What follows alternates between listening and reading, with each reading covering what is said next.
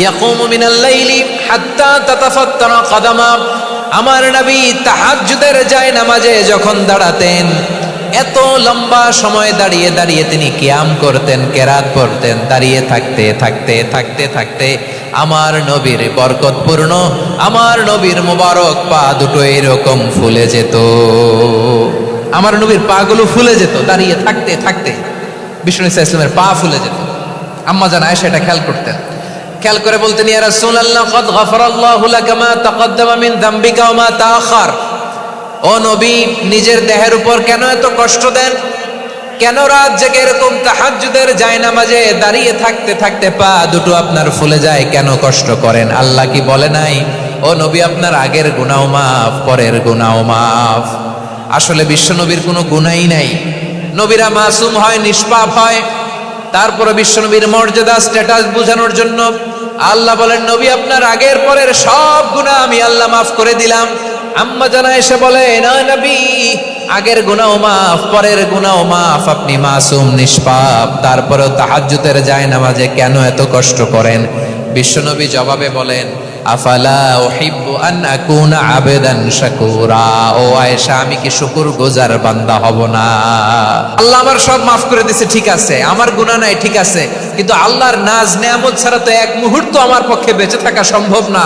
সে আল্লাহর নেয়ামতের শুকরিয়া হিসাবে আমার কি শুকরগুজার হওয়া উচিত না? আফালা উহিব্বু আন আকুনা আবেদান শাকুরা, আমি কি শুকরগুজার বান্দা হব না?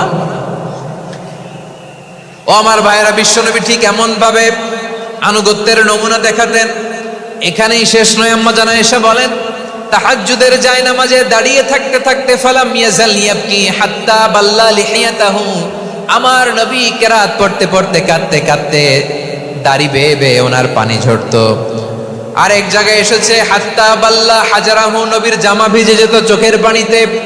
অন্য বর্ণনা এসেছে হাত্তা বাল্লাল আরদা, সিজদায় লুটিয়ে পড়ে যখন বিশ্বনবী কান্না করতেন, বিশ্বনবীর চোখের পানি দিয়ে জমিন ভিজিয়ে যেত, জমিন ভিজিয়ে দিতেন।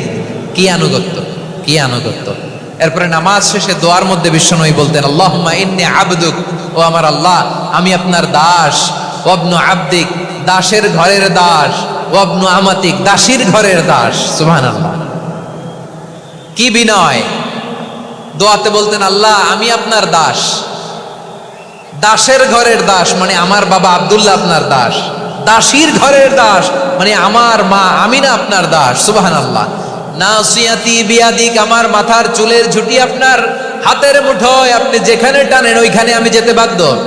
আপনি আমার চুল ধরে ডানে টান দিলে আমি ডানে যাই, বায়ে টান দিলে আমি বায়ে যাই। আমার কোনো ক্ষমতা নাই, সব ক্ষমতা আপনার।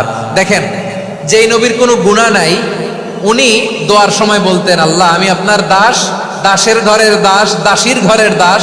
আমার মাথার চুলের ঝুঁটি আপনার হাতের কবজার ভিতরে, এদিকে টান দিলে আমি এদিকে যেতে বাধ্য, ওদিকে টান দিলে ওদিকে যেতে বাধ্য। যেই নবীর কোনো গুনাহ নাই নামাজে দাঁড়িয়ে থাকতে থাকতে পা ফুলায় ফেলতেন। যেই নবী নিষ্পাপ, কোনো গুনাহ নাই, কাঁদতে কাঁদতে দাড়ি ভিজায় ফেলতেন, জামা ভিজায় ফেলতেন, সিজদায় পড়ে জমিন ভিজায় ফেলতেন। পড়েন সুবহানাল্লাহ। তাহলে আমাদেরকে কেমন অনুগত হওয়া উচিত? আমাদের তো গুনাহ নাই নাকি? বিশ্বনবীর যেমনি গুনাহ নাই, আমাদের তো গুনাহ নাই না? গুনাহ টুনা আছে আপনাদের? হ্যাঁ, যে বিশৃঙ্খলা করতেছেন গুনাহ তো নাই আপনাদের? হ্যাঁ, গুনাহ আছে আমাদের? গুনাহ নাই কার? দেখে হাত তোলেন তো, যে হুজুর আমি কোনোদিন কোনো পাপ করি নাই, নিষ্পাপ, বেগুনা, মাসুম, জান্নাত থেকে পালায় আসছি। জান্নাত থেকে পালায় আসছেন এরকম কে আছেন দেখি তো? আছে এরকম কেউ? আছে? নাই। আমরা সবাই পাপী, আমাদের পাপের কোনো শেষ নাই। আওয়াজ করে বলেন ঠিক কিনা? তাহলে আসুন আমরাও বিশ্বনবীর মতো অনুগত হই, অনুগত হয়ে আল্লাহর কাছে চাই। এই যে আল কানিতিনা ওয়াল কানিতাতি, মানে অনুগত বান্দা এবং বান্দি। আমরা দোয়ায় কুনুত পড়ি না? কুনুত কোন নামাজে? কোন নামাজে? বিতরের নামাজে কি দোয়া পড়ি? দোয়ায়ে কুনুত। এই কুনুত থেকে ওয়াল কানিতিনা ওয়াল কানিতাত, তাফসীর বুঝে নেন। কুনুত থেকে কানিতিনা ওয়াল কানিতাত। তাহলে দোয়ায়ে কুনুত হচ্ছে বিনীত হয়ে, অনুগত হয়ে আল্লাহর কাছে চাওয়া। আমরা তখন দাঁড়িয়ে বলি, আল্লাহুম্মা ইয়্যাকা না'বুদু ওয়া লাকা নুসাল্লি ওয়া নাসজুদ ওয়া ইলাইকা নাসআ ওয়া নাহফিদ নারজু রাহমাতাকা ওয়া নাখশা আযাবাকা ইন্না আযাবাকাল জিদ্দা বিল কুফফারি মুলহিক। আল্লাহ আপনার কাছে চাই, আপনার কাছে প্রার্থনা